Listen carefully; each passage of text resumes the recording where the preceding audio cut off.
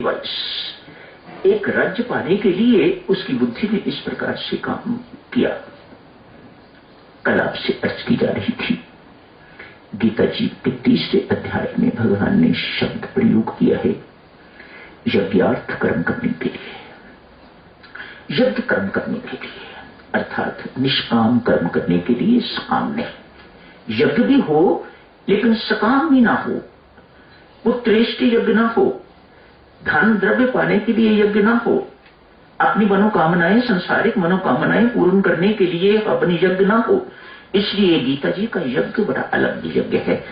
सामान्य हवन इत्यादि करना गीता जी का यज्ञ नहीं है, निष्काम कर्म गीता जी का यज्ञ। आज एक राजा के 100 पुत्र हैं, उसकी भी यही समस्या है, किसी एक को उत्तराधिकारी बनाना है। राजा बहुत समझदार है, अतएव क्या किया है, कहा बेटा कल सारे के सारे प्रीति भोज करेंगे, इकट्ठे बैठ के आप खाना खाओगे।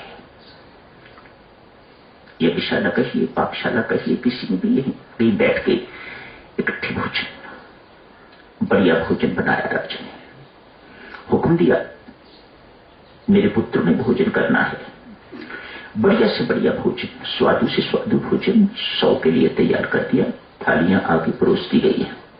जैसी थालियां आगे परोसी हैं, साथ ही साथ शिकारी कुत्ते भी छोड़ दिए। शिकारी कुत्तों को देखते, शिकारी कुत्तों का तो एक ही काम है, भौंकना और काटना, भौंकना और काटना, भौंकना और काटना। अतएव सभी के सभी राजकुमार अपना खाना छोड़ के तो भागे, सबकी भूख प्यास खत्म हो गई, उड़ गई। कौन अपने आप को कटवाने के लिए बैठा है? रोटी बाद में खा लेंगे, कहीं और जाके खा लेंगे, ना सही। सबके सब भाग गए, एक को छोड़ के, वह भी सबसे छोटा है। राजा साहब ने सबको बुलाया कि बेटा भोजन कैसा था? कहा हमने तो खाई नहीं, भूखे बैठे हैं। क्या बात? राजा साहब थालियां आगे रखते ही शिकारी कुत्ते आ गए। वह हमारी तरफ भागते भागते आ रहे थे, इतने कुत्ते थे उन्हें संभालना मुश्किल। मानो वे काटेंगे हमें, खाएंगे हमें, तो हमने खाना छोड़ के भागने का ही सोचा और हम सब भाग गए। पिताश्री मैंने खाना खाया है, सबसे छोटा बेटा है, मूर्ख कहीं का, पागल है क्या? क्या तुम्हें डर नहीं था कि कुत्ते काट दिए? नहीं। फिर क्या किया तूने?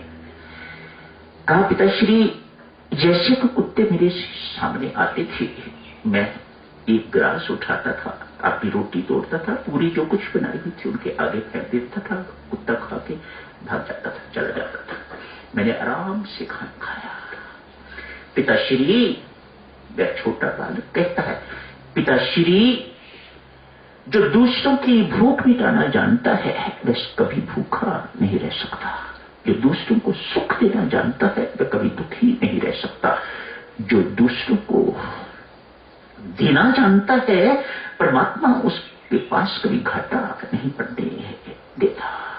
शाबाश बेटा, ये यज्ञार्थ कर्म है, ये निष्काम कर्म है, इसे गीता जी यज्ञार्थ कर्म कहते हैं।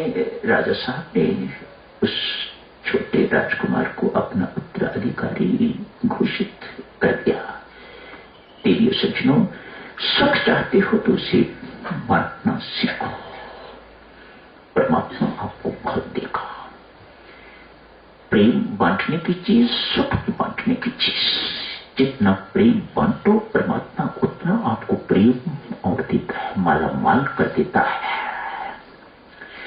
दुख बांट के तो आप सोचो कि आपको सुख कभी मिल जाएगा, तो ये भ्रांति है देवियों, ये कभी नहीं होता, परमात्मा का ऐसा विधान नहीं है।